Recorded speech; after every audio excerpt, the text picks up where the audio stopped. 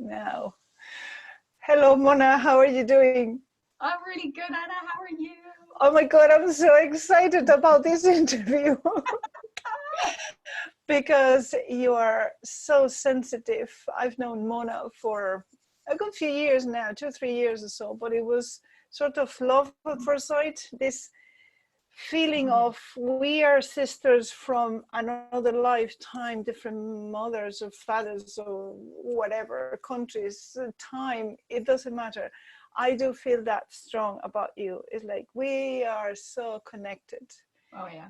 and you are so sensitive that I can't wait to see what happens in this interview. I just can't wait. And not only that, your focus, yes, your focus is empowering women, and you've Yes. gone through a ton of challenges of in many different areas of your life. Yes. With you, Mona. Drum roll. Oh my goodness. Um, oh my goodness, where to start? Yeah, I suppose my journey is very much ongoing. Um, but it's really hard to pinpoint a starting point, I suppose. But I would say for me, the journey really had the most meaning when I started to come back to dance in my life. Dance is something that represents life to me. It represents energy to me. It represents freedom. It represents empowerment. It just represents everything that I love. So, and I was dancing when I was much younger as a child, and then an illness happened, which was definitely a big wake up call for me, but it took me a while to understand the wake up call. So when I was 23, I became ill with a common cold. Speaking, it's very interesting we're doing this during coronavirus time because mine, there's echoes in my life about this coronavirus in my own life, to be quite honest. Very similar, very similar paths. So I became ill with a common cold. I was tired. I'd been tired for maybe 6 months, but I was kind of, it's like the creaking door effect. It was so consistent that I stopped kind of noticing it. Yeah. And then I became really, really exhausted one weekend. I went to do the grocery shopping and I just got home and went, oh my God, and slept, I think, for like 2 or 3 days. I knew then there was something really not right. And from there, a cold sore erupted on my face.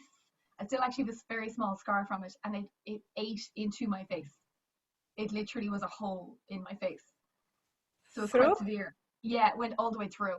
All the way So through from the outside to the inside? to the inside. Yeah, completely. So, and I went, ooh, I think there might be something wrong here. And I went to the doctor. My mom was fantastic. She took me to the doctor. And the doctor said, oh, you've got glandular fever, and gave me some drugs. And I was like, okay. Went home, took the drugs, couldn't stay awake. And my mom, to be fair, knew that there was something wrong with this, that I couldn't retain consciousness. I was just sleeping. And she was like, okay, we're calling the hospital. There's something really wrong. So when I got to the hospital, by this point in time, just to explain, the cold sore had gone into my body. My hands were green, my feet were green.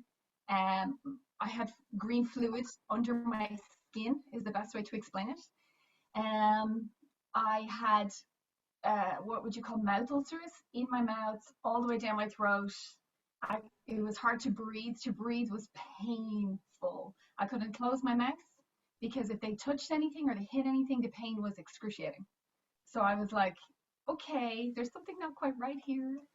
So they took me to the hospital, and I had this lovely lady in the hospital. She's always stayed with me because she was just so lovely. And she had a Bonjela, and she went to try to put them on the ulcers to give me some pain relief. And when she looked in my mouth, she went, oh my God. She actually went, oh my God, how are you coping with this? And I was like, at this point in time, I was so exhausted. I was so exhausted. I was like, oh my God. So they admitted me to hospital with what they deemed as a virus. They couldn't identify what the virus was at the time. Thankfully now we know what it was, but Yeah, it was a very interesting wake-up call because prior to this virus in my body, or dis-ease as I like to refer to it in my body, I was in dis-ease in my life. So Mm. I had literally just gone through, my grandfather had passed away, and I was very close with him. He was effectively the father figure in my life because my dad wasn't in the picture. And when he passed away, I just could not. The grief was so overwhelming. And especially being a sensitive soul, I couldn't deal with it. Like I literally did the textbook kind of thing and went and pushed it away instead of leaning into it, and just couldn't cope with it. It was so horrendously painful for me. And there was an awful lot more to it than that as well. My mom and my grandfather had a very interesting relationship. They didn't get on to a certain point, and he and I got on brilliantly. And I think I had some guilt. I had definitely some Mm. huge guilt around that. And I remember talking to my mom about it later, and she was like, "Oh my God, why would you have guilt about that? That's nothing to do, with me or with you. Like that's just one of those things." Because my grandfather was quite very interesting character, but quite a difficult person at the same time. So it was very interesting. Like growing up with him was like he was into art and dance and architecture and music and life and parties. I think the apple didn't fall too far from the tree with me or with my mom. But he was also a very harsh person. He hurt a lot of people, including himself ultimately in the end.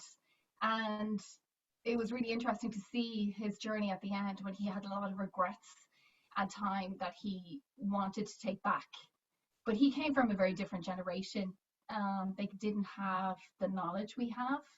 They certainly didn't have the access, I suppose, the common access to the wisdom that we have now. And I learned so much from him, like so much from him, so much so that when he left, when he passed on, his soul attached itself to me for 20 years. I've only literally passed him through his transition in the last 2 months. So he's been with me for a very long time. This is one of Wow. my gifts as a light worker and a healer. I have souls, earthbound souls that attach themselves to me that I can transition. So, and he was the one who attached himself to me most and was kind of draining my energy for a long time. So, and I was always like, I always felt that he'd never left, that he was always here with me, that I could channel his power anytime I needed it. And anytime I was having like a day where I was like, okay, I need extra strength, he was the angel that I would call actually, which is very interesting. So I always called his strength for me for to use in my life. But that was my one of some of my challenges, I suppose. I've had ill health, which I recognize very much now as a big wake up call. It was Mm. also a wake up call in terms of energy, in terms of light work, in terms of healing, in terms of being a sensitive, because I suppose growing up, I always, I suppose, how would I describe it? I felt like I was playing a game that I didn't understand the rules of how to play when I came into my human form. That's the best Mm. way for me to explain it. I never felt like I quite fit here. I never felt like I belonged here. I always felt extremely different. And I've always had a very sensitive soul. Like words for me are, if they're used in the wrong way, like language for me is really important. So if people like words to me are weapons, they can really hurt you. They can really cause trauma. Like so there's like lots of types of traumas in life. There's physical trauma, there's trauma from a conversation, there's trauma from past lives. So we have a lot to deal with when we come into this human form. You have your ancestral trauma, you have potentially the physical trauma if unfortunately you experience that in this life, and then you have just the trauma that can be caused through everyday life, through everyday conversations. And one of my biggest traumas was my mom was always very concerned that I was too sensitive. My family were very concerned that I was too sensitive because somebody could say something and I would burst into tears. And she was like, "You're too sensitive. You're too open. You're too pure. I want you to toughen up because the world's going to kick your ass." Now, was she right? Yes, because I learned a lot of lessons. I came across a lot of hurt people who, in turn, through their hurt me, and I needed to recover from that myself as well. Um, But at the same time, I couldn't avoid dealing with who I was, because I tried to change who I was to, I suppose, to deal with the external world. And that was a big mistake. And this was all happening at the same time as the grief, as the loss, as the illness. So the illness was my body's way of saying, you know what, can't cope. And as Brené Brown says, the body keeps score, it always wins. Your body knows so much more than you do. Your brain is just a processing unit. My body knew so much more, and it went into meltdown and went, sorry, you're going to have to deal with this shit, and you're going to have to deal with it now. So I was like, okay. Yeah, pretty much. I had no choice. I was like, okay, 23, like I was just turning 24. So I was very lucky though. I had a beautiful man beside me at the time, who is now my ex-fiance, but at the time my fiance, and he was just amazing and supportive and looked after me and like just was fantastic. My mom was fantastic. Like when I reflect on it for her, I can't imagine how it must be to get a phone call to say, your child has 24 hours to live. We can't do any more for her. Make your calls and make your plans. And that happened.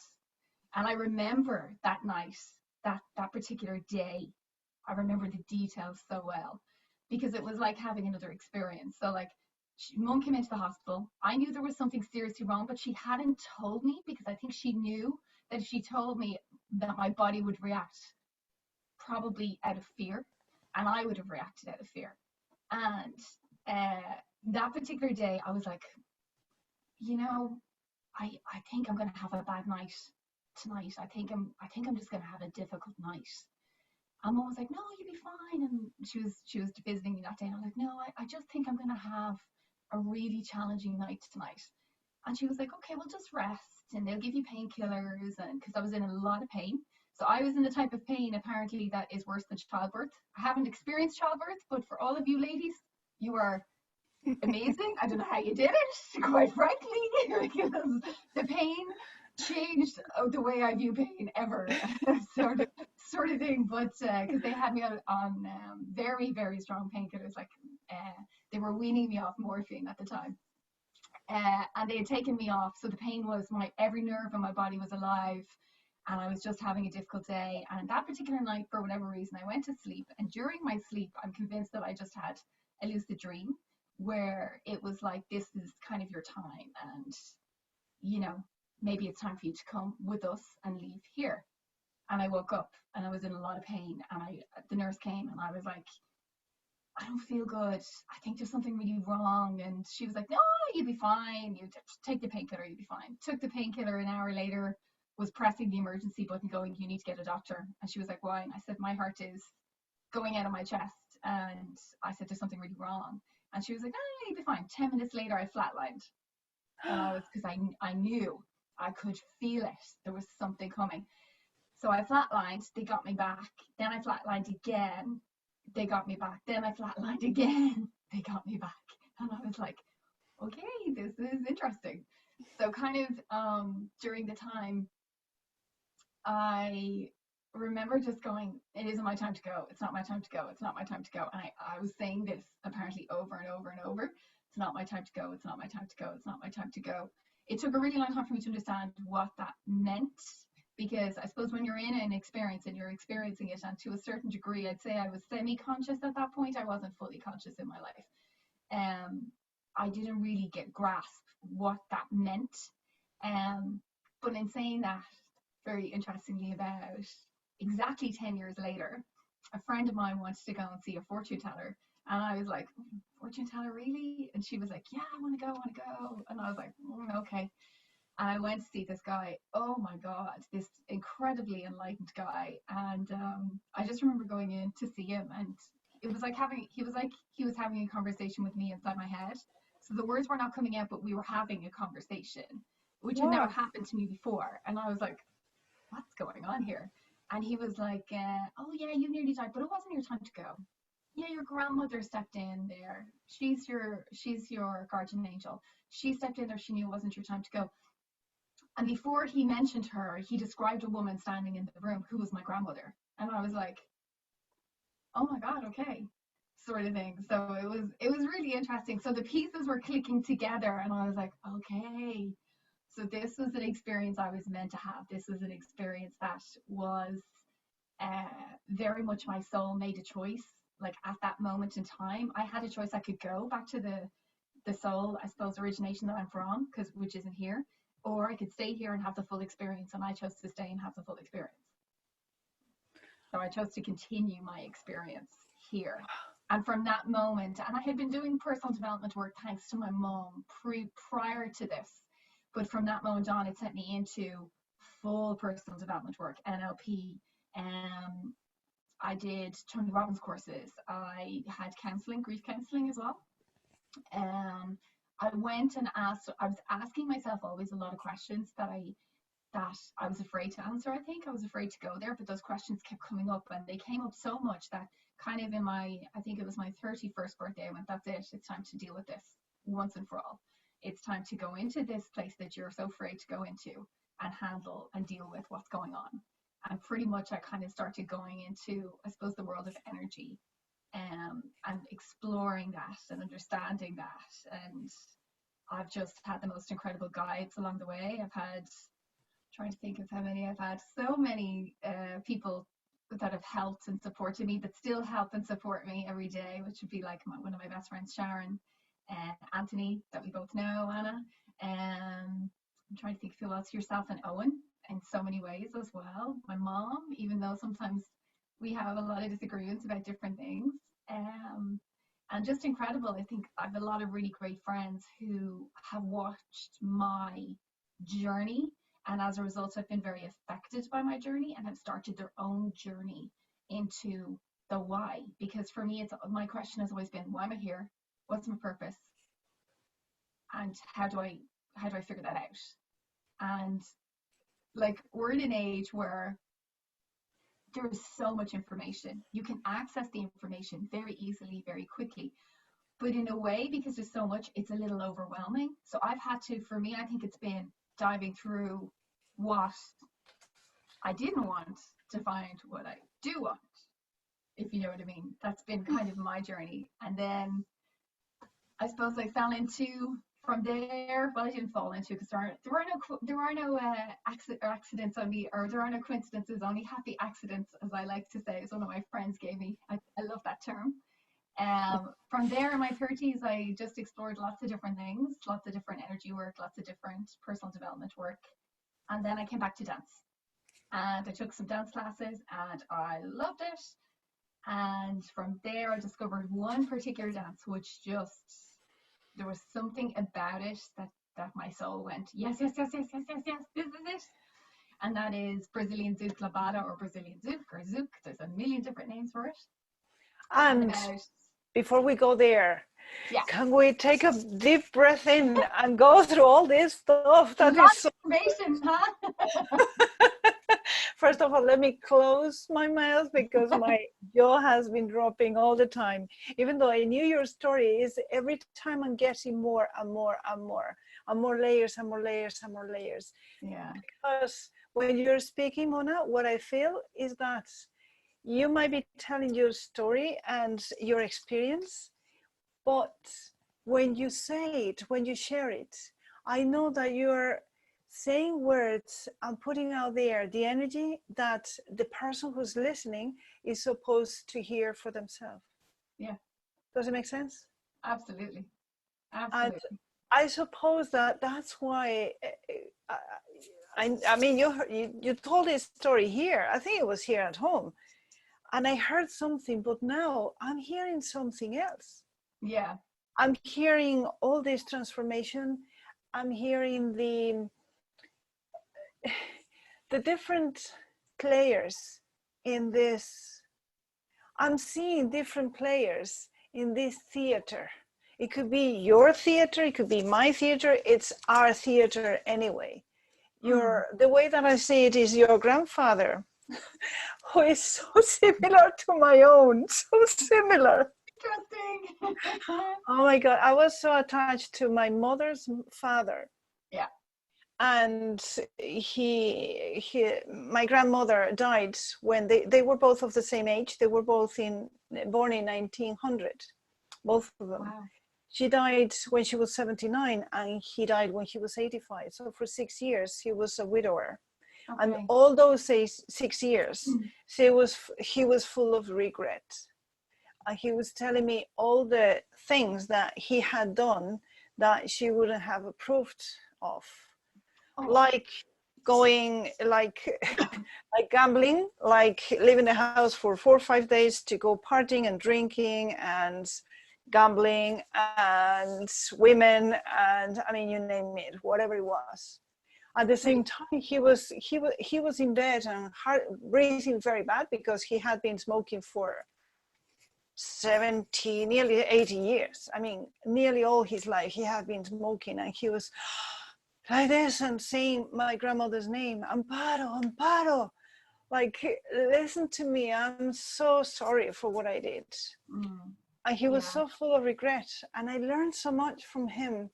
Absolutely. And when he died, I've been still today I talk to him. I think I let him go before you did, but I've been talking to him and I feel him around. Yeah. And it's so strange. And again, my mother and my aunts would blame him. I mean, they were a bit, you didn't treat our mom the way that she deserved, and you were this and this and this and this, and calling him names. And even though they were respectful with him, all those emotions were inside. Yeah. And like you, I felt a bit in the middle. You see, for me, he was a master, and he was a teacher, and he was an educator. Absolutely. But my mother and my aunts were in the middle. So Yeah. I felt that I shouldn't, but at the same time I did. So I so relate to that. And I'm sure that out there'll be many people for whom this is happening as well. That they want to love somebody whichever way they do, and unconditionally. Whatever you do to this other person, that's between the two of you, not between the two of us. But this other person could get in the middle and would get it personal. And from here, I think we can give anyone permission to love unconditionally, anybody in the world, whichever way it is. And at the end of the day, we are actors playing a role. You had to learn some lessons from the actor that your grandfather was. Yeah. And your mother could learn some others. And I think the human condition is and it's the thing that I work on the most, is judgment. We spend a lot of time, actually, your own worst critic, judging yourself, but you do spend time judging other people. And it's the one thing that bothers me the most, because I really don't like to be judged. And I do put a lot of work into, when it happens in my brain, I go, oh, no, hang on a second. And, my grandfather would have played a big role in that, because I judged him. We fought a lot. Like, he raised me to be vocal, to speak my mind, to fight for what I want. And when I came into my teenage years, we fought like cat and dog, because I was like, you raised me to do this, but you're treating people like this. It's not okay, etc., etc., etc. So we fought a lot. Like, mom would be, it's time for you to come, the weekly family get together. Let's go and see your grandfather. I'm like, I'm not going. I'm not going. And this kind of stuff. But I think what he taught me was, he taught me so much. But one of the things he taught me is the value of regret, because that's something that for me that I try to incorporate into my daily life, like the people. And the other thing that he taught me the most was he kept all his emotions inside. You didn't know, unless you were energetically tuned to him, how he felt about you. I knew. He never told me he loved me ever, but I knew he would move heaven and earth for me, because he did. Actually, when my parents split and my mom and dad went for custody, my grandfather supported my mom, so we got custody. So she got custody of me. In a very big high court case. I think it was the first big high court custody case here in Ireland, in the early 80s. So, so there was just a lot of stuff, I think, that he taught. Like, he'd do anything for you, super kind. I mean, he had a furniture store, and when one of my cousins, they got married, he came to the house and just said to them, come to the store, I'll furnish everything for you. It's my gift to you. Pick anything you want. So there was no limit to his kindness. But at the same time, the unresolved trauma that he did inflict it on other people. And he did live from that place. At the same time, that I remember thinking when he passed away that I don't want to live that way. I don't want that. I want the people who I love to know each time I speak to them that I love them, that if something happened to me overnight because I've been in that situation, what they mean to me. And that was a great lesson to learn at a very, very young age, like Yeah. a young human age. Unpayable. We need to understand as well, I'm sure you know this, Mona, that for him, as a man, men in general are brought up Oh in yeah. this environment of crying, oh, don't be a pussy, or Don't be emotions, a don't wimp. show emotions, and Yeah. don't be a wimp, and don't cry, and that's feminine. Yeah. So Even that's now. and that's and that's for me so horrible, and I judge this. I absolutely judge this Yeah. because it's two things in just one action. Number one is you're denying a man to feel, when as a human being we are here, bloody hell, to experience things and to feel emotions. That's the whole reason of coming here. That's Absolutely. the whole reason. So you're denying that. Number two, you're equating that thing to being a woman. Yeah. So feminine is bad. And you're too emotional, you're too sensitive, and the things that they were saying to you. Yeah. Therefore, as girls, we are too emotional, so we're less than.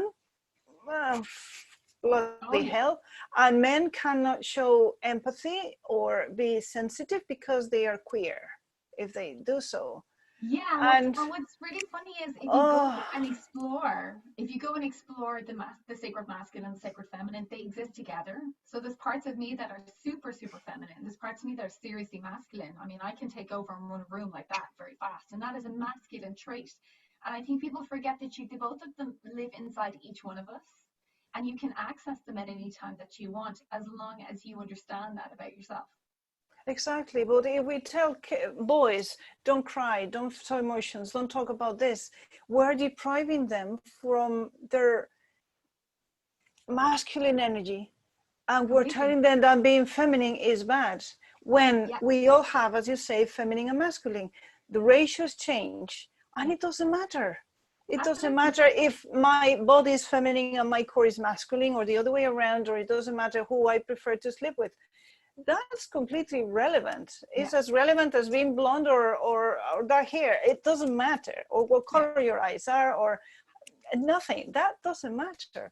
But And it's it's true because if you look, I always go look to childhood. For me, from 0 to 10 are it's the most magical age, I think, because you see the truth, because you see their true, authentic soul at that between those ages. And little boys are dying to cuddle and hug and wrap their arms around you.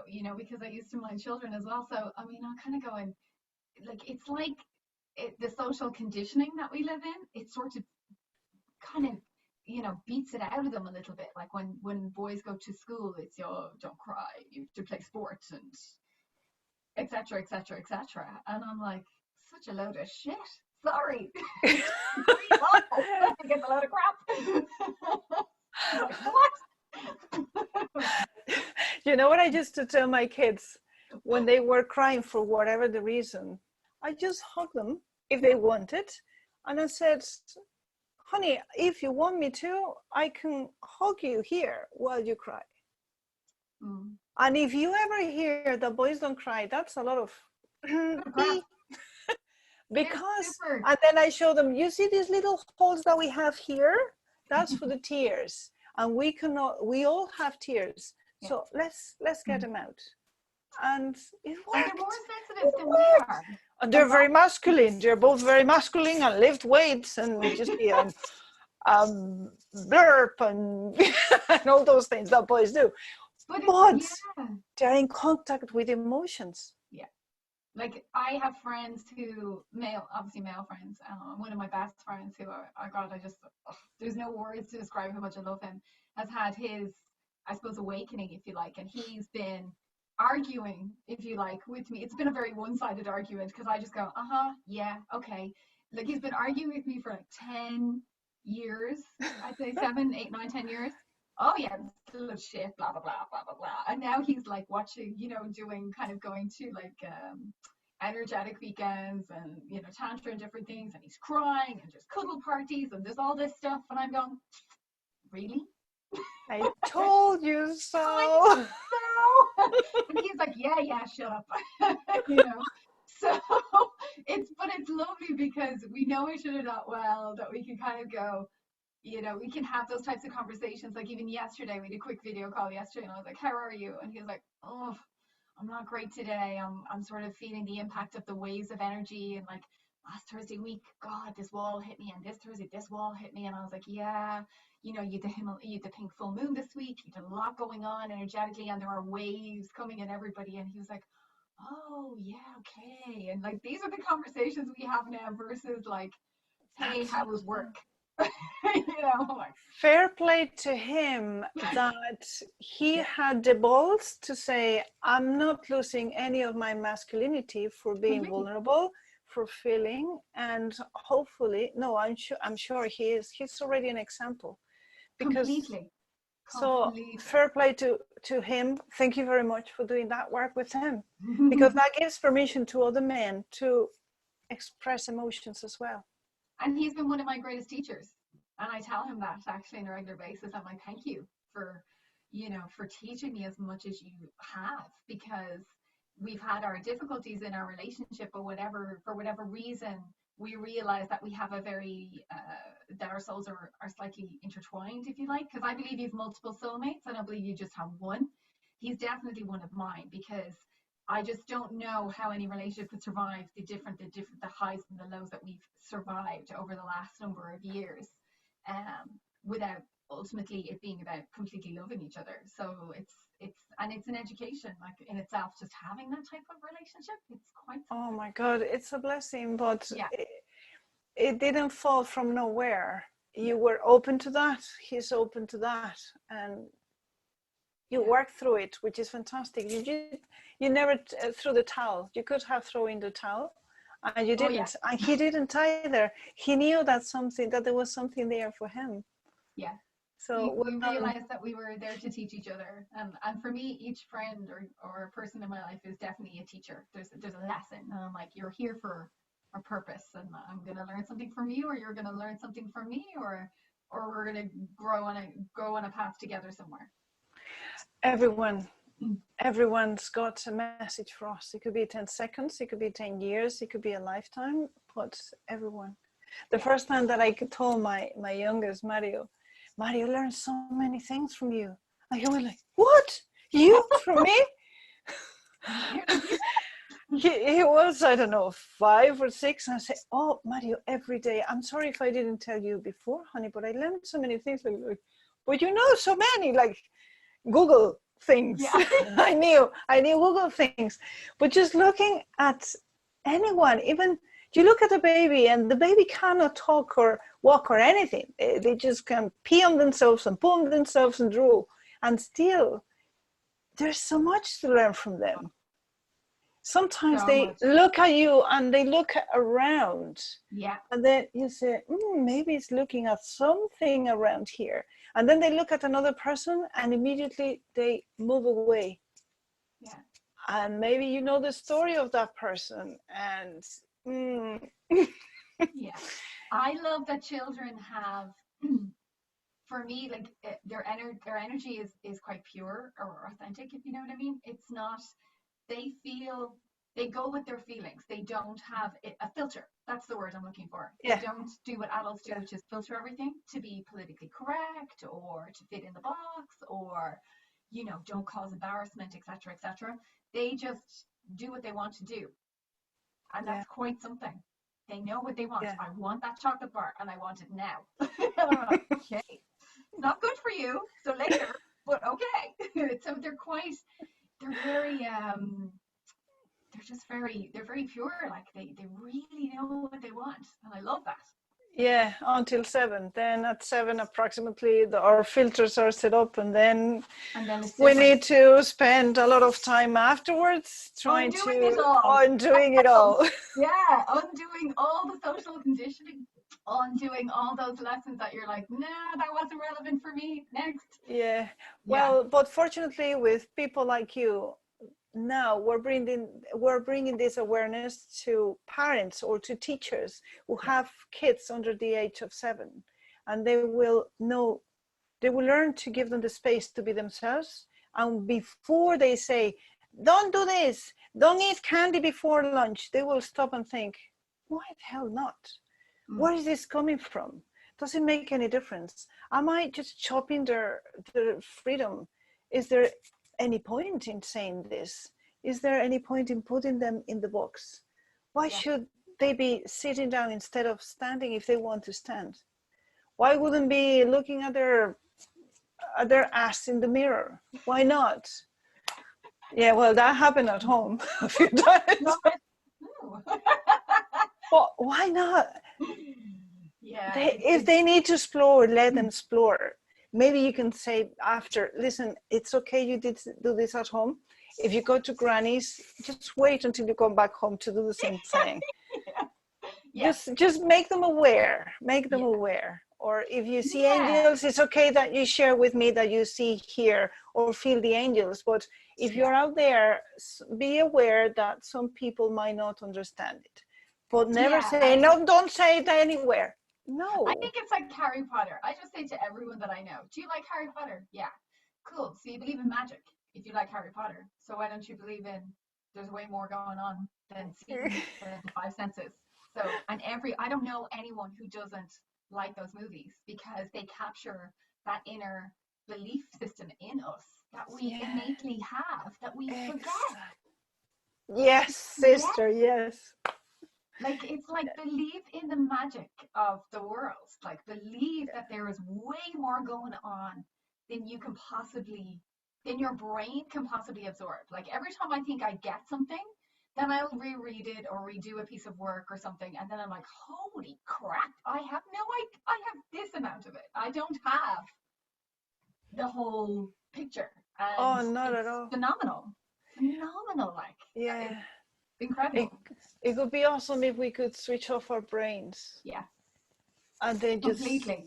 switch them off and let the channel open to receive an experience. My challenge in the life. This is my challenge to switch it off. Shut up. Stop talking. Yeah. On a daily basis, I'm like, stop it. Now is not the time to be putting your business plan together. Now is the time to meditate.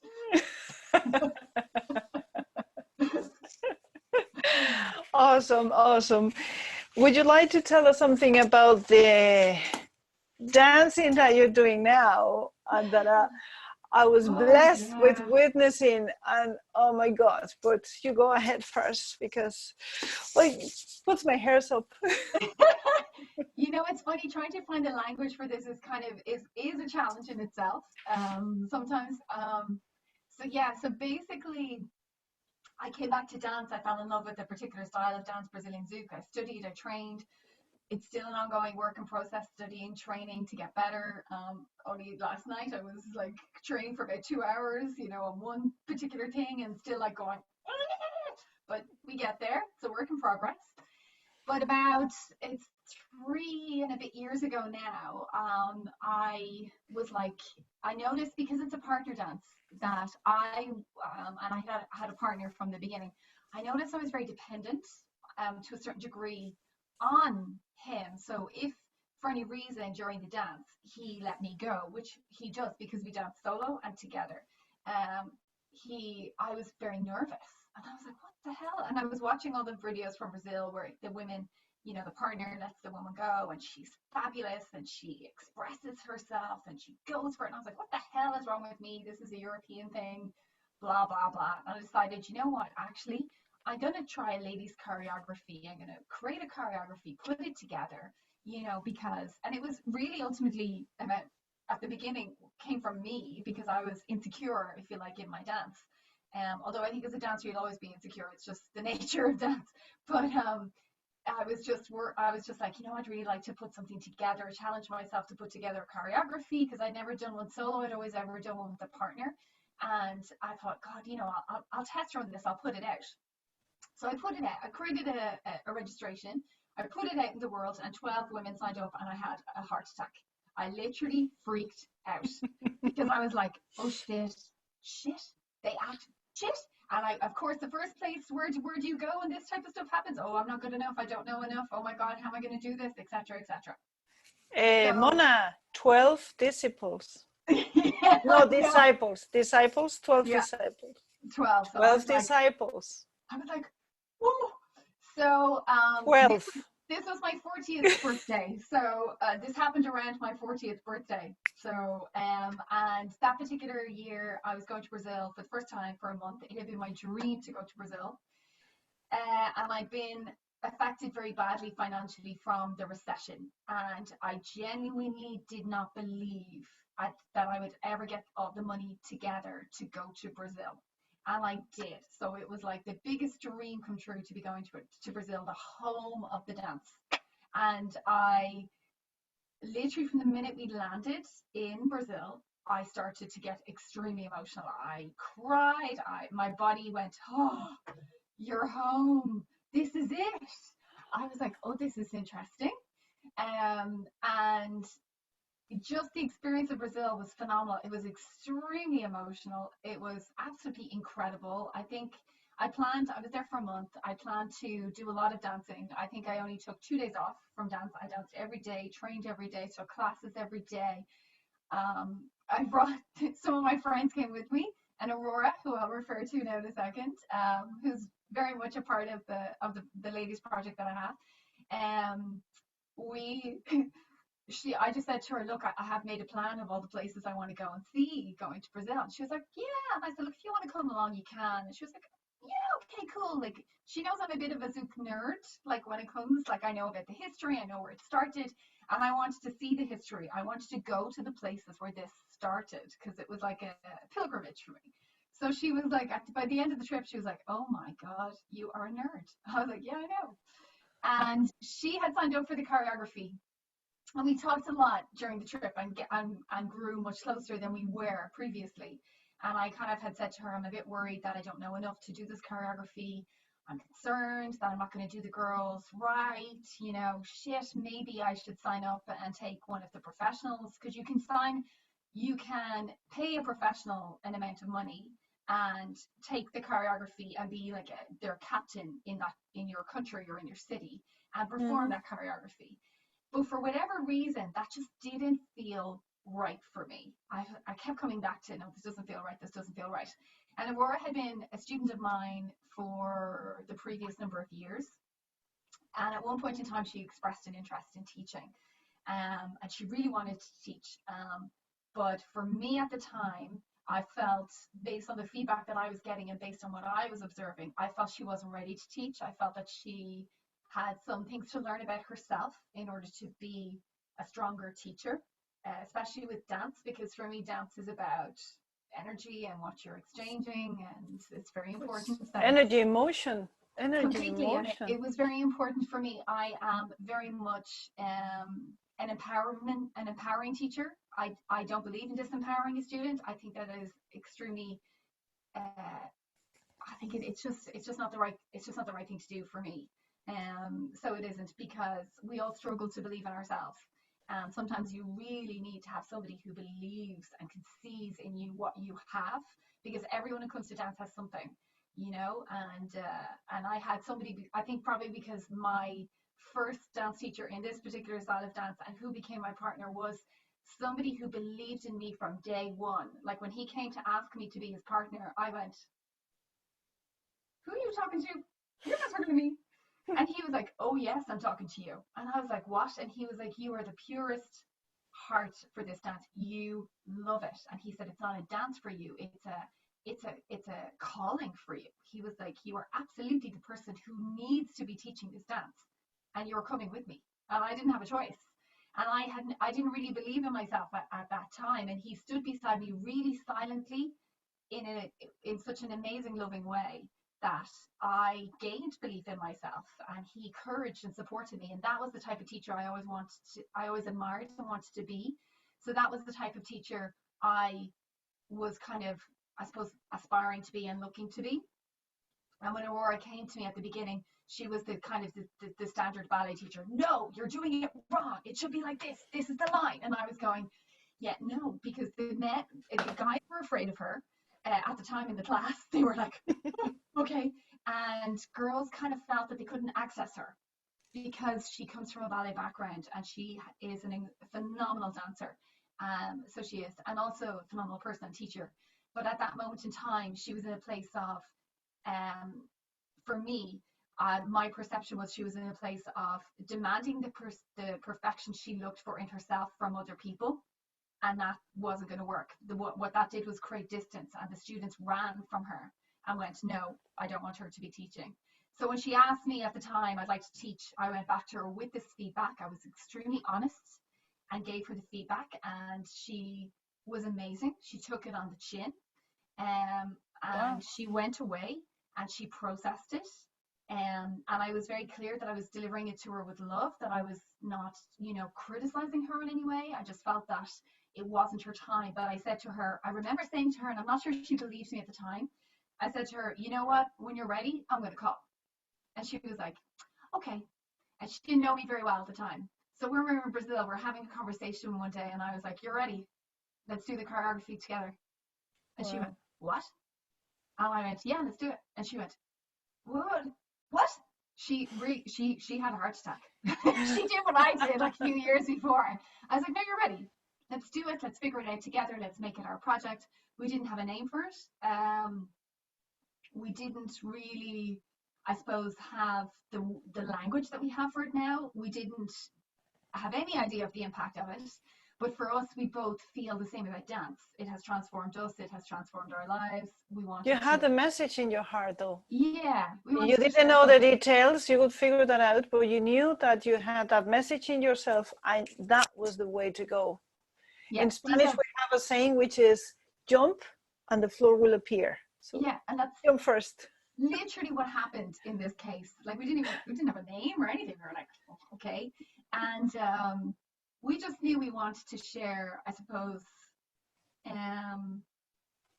we wanted people to have the experience we'd had and that kind of thing. So like we're in season 3 presently right now. This was season 1, so it was 2017, 2018. We do one choreography per year. It takes 4 months to train. And we take girls who have never ever danced ever, or up to whatever level. So there's no auditioning process, there's no criteria. It's open for everybody and anybody, and stuff. And I think the first year we learned a lot about ourselves. So the first year we were the two mammies. We were the mammy, the Irish mammies to everybody. We were, is that okay? Are you all right? Would that work? What do you think about this? We were a little bit, we were finding our feet, I suppose, as directors, and finding our feet as to how to empower the girls. And there were huge ups and downs, huge waves of ups and downs. And I suppose we were learning how to be coaches as well, because in our role, we're directors, we're choreographers, directors, organizers, coaches, dancers, because we perform with the girls as well. So there's a lot happening for us in the project. But ultimately, anyway, the season 1 went extremely well. The girls, nearly all of them, came and performed our choreography in a massive congress in Madrid. So thankfully, Aurore and I were both very well known in the Brazilian Zouk world, and we have a lot of professionals who support us and guide us and mentor us. And one of the particular couples invited us to their congress in Madrid, and we actually opened the congress. Wow. Yeah, at the student performance congress. So we were the first performers. I was like, oh my God. So it was quite phenomenal, incredible experience, absolutely brilliant. And we had amazing feedback from it. And as a result, we were like, oh, we do another season? Okay, we'll do another season.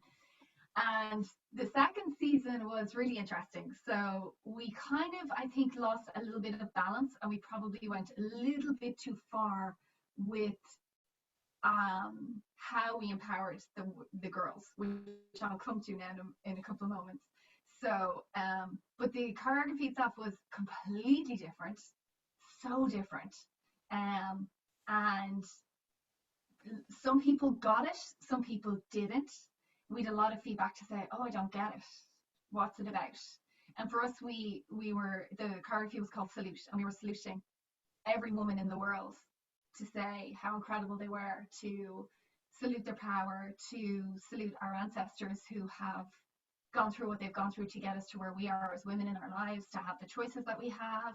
It was a very deep, meaningful, powerful choreography. And we very interesting girls, because we did a lot of different types of dance and floor work, and there were weeks the girls really wanted to kill us.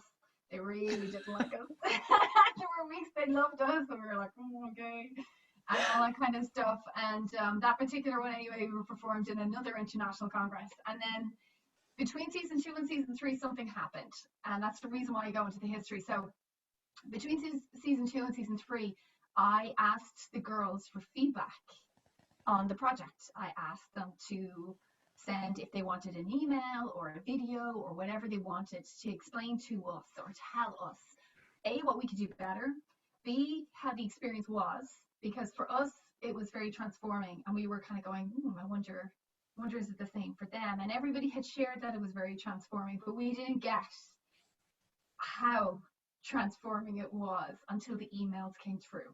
And the emails all came through last July.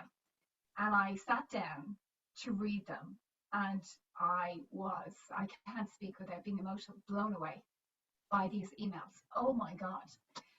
The girls, every single one of them were like, I believe in myself more. I understand my body more. I accept myself more. I realize I have the power to do whatever I want in my life. I know that I'm beautiful inside and out. Like, I was like, oh my God, like, just the emails themselves were phenomenal. Like, I forwarded them to Aurore, and I was like, have you read these? And she was like, it took us a week, both of us, to digest it, because it was that powerful. And the minute I digested it, I went, okay, we've been doing this project very quietly, not that many people knew about it, only when you saw the performance, that's what you knew, for 2 years. And I was like, it's time to give it a voice. It needs a voice.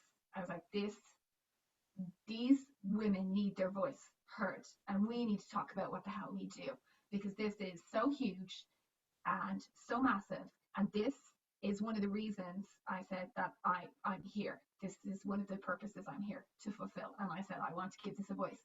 So we set up our social media channels, and created a Facebook page and an Instagram page.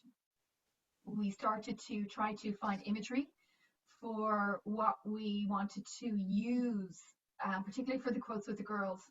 And the thing we both came up with was the dragonfly. So most people go with butterfly. We went with dragonfly. So, and the reason we went with dragonfly is it has a huge amount of energetic purpose behind it, as you know. And for me, everything has a purpose. I never do something without it having a very deep, meaningful purpose for myself. And it was funny. Aurore was like, oh my God, I love dragonflies. They're my favorite, because I found it and I said, oh, this is the image I love, and let's use this. And there's quite an interesting history to the dragonfly, and quite an interesting energetic purpose with the dragonfly. So we were like, dragonfly. So what we did then was created quotes from you know that only yesterday I heard in a video, dragonflies, butterflies, and hummingbirds, they are here to represent somebody from the other side, who's here for us.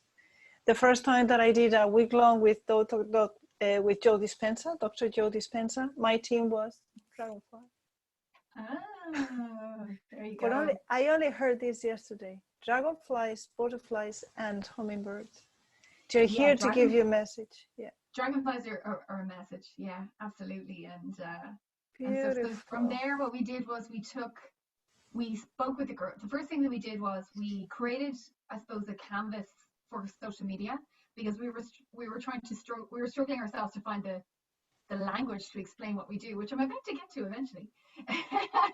And the first thing that we did was I actually said I would like to meet the girls. So we got the girls together from season 1 and season 2. Some of them knew each other, some of them did not. We had a ladies' night out, which ended up being a ladies' empowerment circle. We were all dressed up. We went into Dublin, and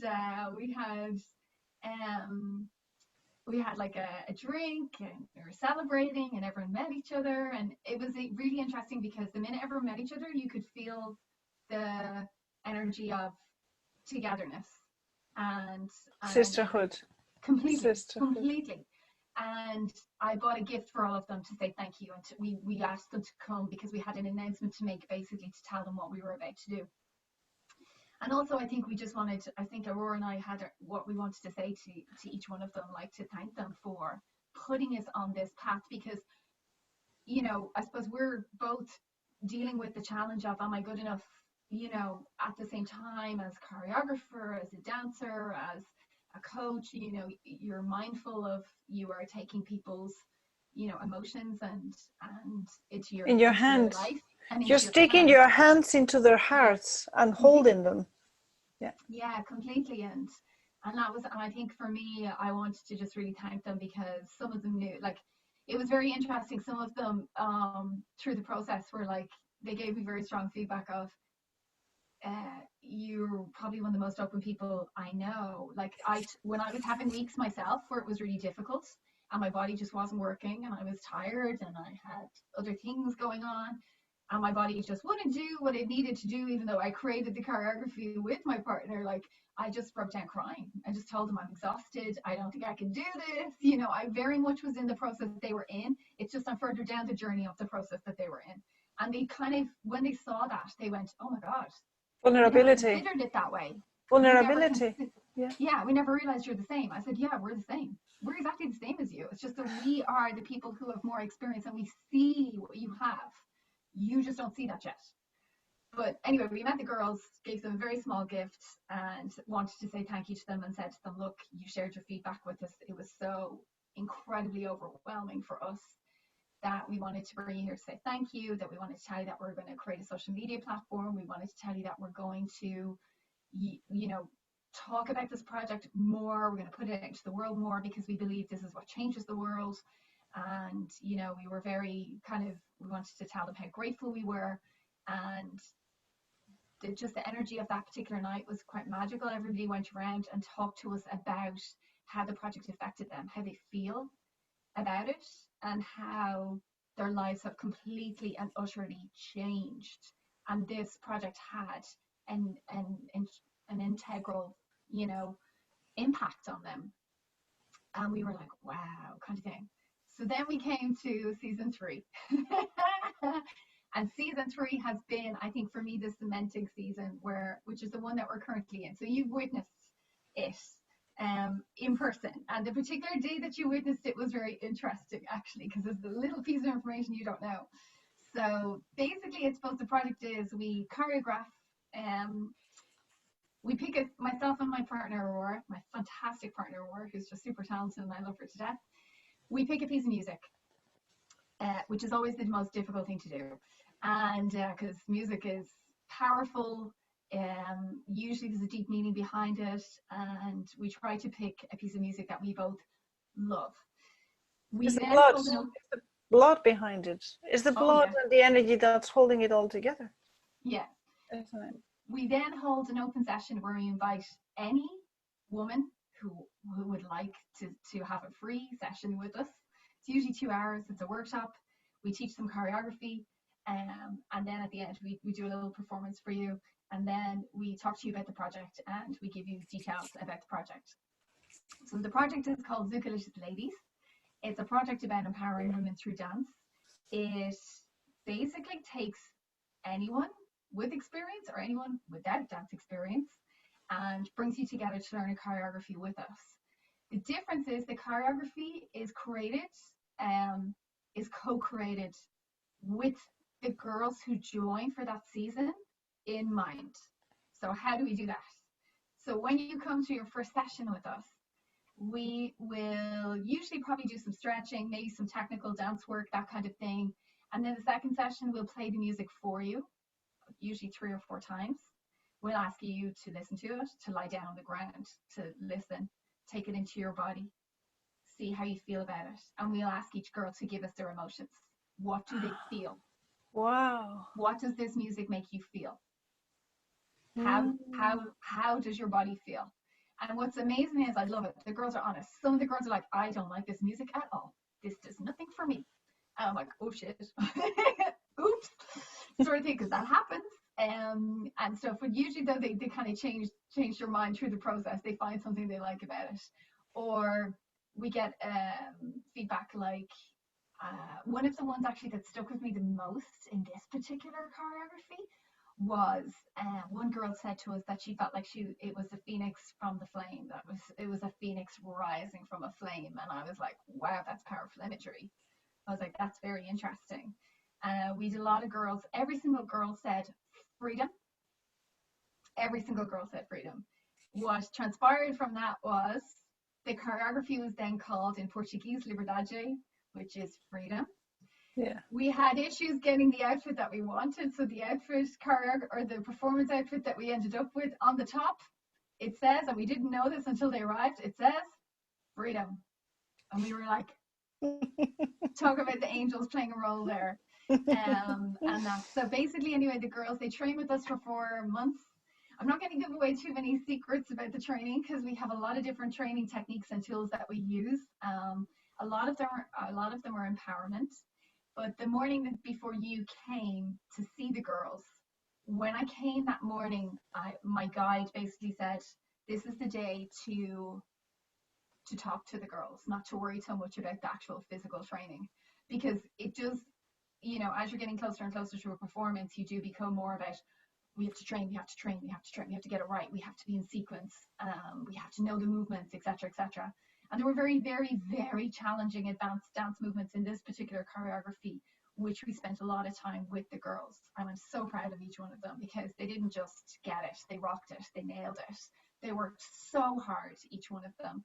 And, they're just amazing women. But that particular morning when I arrived, and I didn't tell Aurora either, I said, I saged the room, as I always do, and before we train. I asked the girls to set their intention before we train, and then I said, you know what, girls, let's sit and talk. So we sat in a circle and we decided to share what we admired the most about each one of us. So Beautiful. if you were sitting in the circle, Anna, you'd sit with us, and there's 9 of us, so 8 of us would tell you something we admire about you the most. And that was so powerful that it changed how the girls saw each other. It changed how they interacted with each other. They were a very close group anyway, and some of them had never met, didn't know each other, but became very close through the process. And most importantly, that particular day, you felt the power of unity. They were together. Completely. Yeah. And the following weekend, we had 2 performances, and people who don't even like Zouk or, have a lot of judgment about dance and everything came to me afterwards going, oh my God, that performance was a wall of energy of women united together as sisters. And I was like, yeah. And he was like, he actually said to me, professional choreographer here in Dublin, he said, how did you do that? That is an incredible feat to do that with a performance. He said, with people who have never danced before, with people who have no professional experience, they are not professionally trained. He was like, how did you do that? And I said, because it wasn't about the dance. The final performance is an expression of the work. It's just an expression of what you've been through. It's an expression of the transformation. It's your time to go and show how hard you've worked. If the audience don't get it, I really don't give a shit. I don't care if the audience don't get it. What I care about is that we go out there together and we remember why we're there. Because for me, what I say to the girls all the time before a performance is, you came here for a reason. Something called you to be here. We told you it wasn't going to be easy, and it isn't. And at the end, usually towards the performance and after post-performance, you'll go, God, it wasn't easy. It was really challenging. It was really difficult. Jesus, Mona, you weren't joking. And I'm like, yeah, we weren't kidding. But they value it more because we're honest and we say it up front. And we can't prepare you for the journey because everyone's journey is different. But the performance is ultimately about expression of yourself. You're not afraid to show who you are in those 3.5 minutes, 4 minutes, whatever it is. You are there, you've done the work, you're sharing your story and your journey, and the audience, you know what, if they don't get it, if they do, great. But it's not about the audience, it's about you in that moment. And that's the difference, because most choreographies are about the audience, pleasing the audience, doing what the audience wants. We don't do what the audience wants. We do what we want. What's relevant for us at that time, what the energy is guiding us to tell us to do.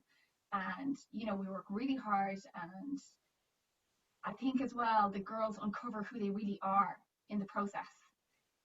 They really see, you know, their strengths. They really see parts maybe that they need to work on. They really uncover this incredible power. Like, I mean, one of the girls has done all 3 of the choreographies. She started like a little wallflower. I actually have her photo here. So this girl, Marik, just here. She's beautiful. Up her. This was the first set of ladies. Not everybody's there. We're missing a girl. So that was her first photo shoot. Her second photo shoot. Because I have them I keep them in my room to remind me. This is her now. The difference is so huge. The external difference is so huge. Now we say to her, we're having the photo shoot, strike a pose, and she feels it, she embodies it. Like, to watch each one of them transform in front of you. I mean, is there a greater gift? I mean, they're all my teachers. They're all like, I learn so much from these girls every single day. We had a call earlier this morning just to have a catch up and have coffee and talk. But I mean, I told them this year, and this is really how I feel about it. You have 2 teachers. We have 8. And that's how Aurore and I feel about it. We are 2 coaches and teachers for you. But you as students, we have 8 teachers. Each one of you teaches us something so valuable, so incredible. And we take that with us and use that for the next choreography or the next adventure or your life. So it's huge. Like, I can't really get over how huge it is each time. It's overwhelming, actually. It's such an example, Mona, because I mean, some people, maybe they don't relate with dance. That's okay. It doesn't matter. But look, what I see here is that you were completely on purpose. This is not your day job. You do this because you felt the call. You felt the call. You were to Brazil. You didn't even have the money then, but you felt the call, and the heavens above made it happen, whichever way it was. But it may happen because you jumped. You jumped first, then the floor will did appear. You went to Brazil, you embodied that yourself. So that's a true leader. A true leader goes first, learns it all, embodies it, and breathes into whatever it is that he or she is going to teach. So you were a great example. And then your monkey mind was talking, not good enough. Will I be able to do it? Blah, blah, blah, blah, blah, blah, blah, blah, blah. Still, you followed your heart and you continue going, and you did the best you could, which is all we can expect. You did the first season, whichever way you could, but your intention was pure, and that's why you had good results. Second one, maybe you went a bit to the other side, but it's about tweaking and tweaking and tweaking. Yeah. Now you're doing it in a way that you know this is the way, because you're getting that feedback. You asked for feedback. That's very, very brave, because they could have said anything. So that's a champion. That I mean, you deserve a big medal, this big, a plate, like a plate size, pizza plate size medal, just for asking for feedback. I think we felt it. Aurore and I, we felt the power and the impact, and I think we were struggling to find the language of what this project was, and the girls gave us the language by sharing. We said, we don't care what you say. You can say it's awful, it's shit, we didn't like it, it didn't work, you're both crap, or whatever you want to say. There's no filter. Just tell us how it was for you. And the like, even now, if I read the emails back, I'm in floods of tears going, holy shit, this is something that we created. And But you gave them the space. You listened to them first. As kids, they didn't listen to us. Overall, if you're a daughter, they don't listen to, not that much in our times anyway. You listened to them. You gave them the space. You told them it's okay to be free. It's okay to be who you are. And this is not about pleasing anybody out there. This is about you. Grab your strength. Hold on into that feminine divine power and embrace it and embody it. What did you create? Superheroes. Superheroes for themselves. They are not there like killing everybody and with rage destroying it. No. They are these superheroes that we need now. And a superhero now is a person who embodies who they are. That's what it is. You gave them the space. God bless you. And now let me just share with the audience when Mona and Aurora invited us, Owen and me, to attend the rehearsal. This was right before you went on stage for public, right? Yeah. We went there, had no clue what this was about. I was looking at those ladies and I felt all that energy.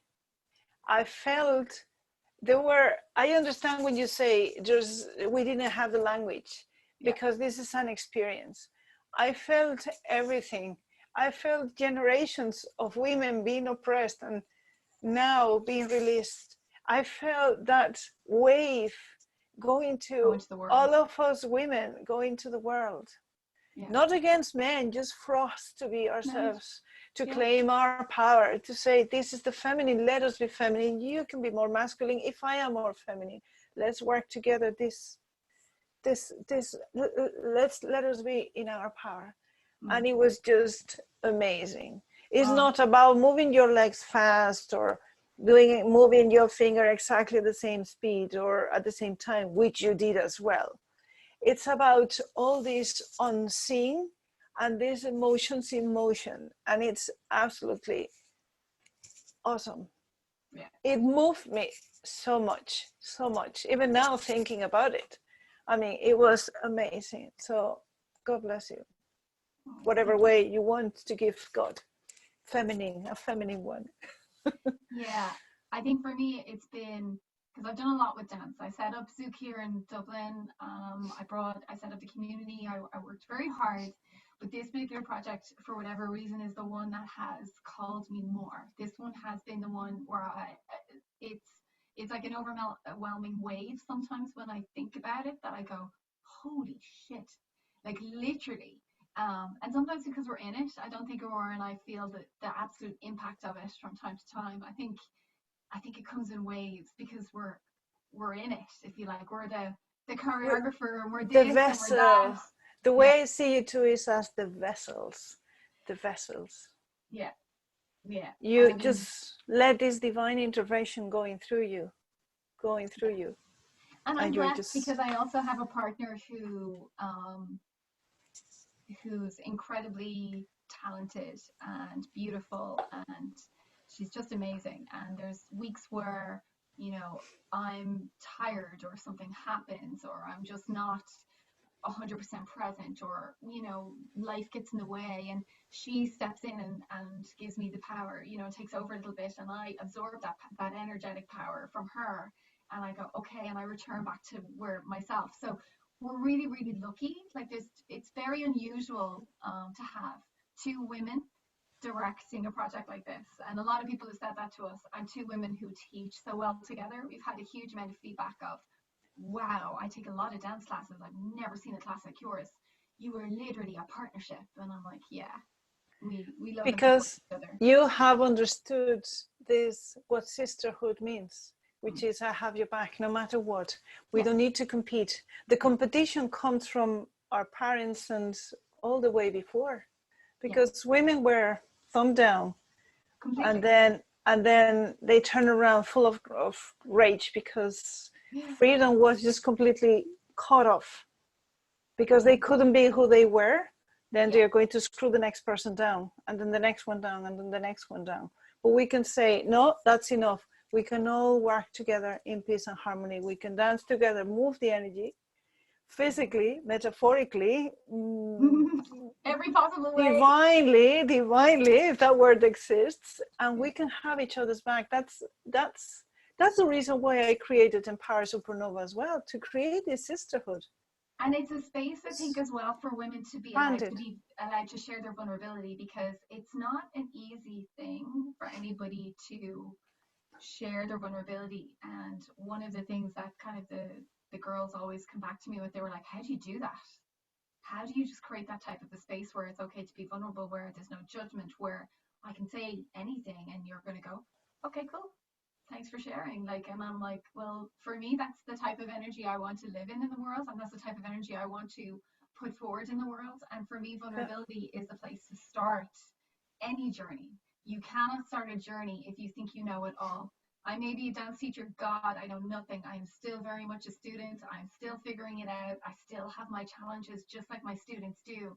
And helping my students through their challenges helps me to grow more. So.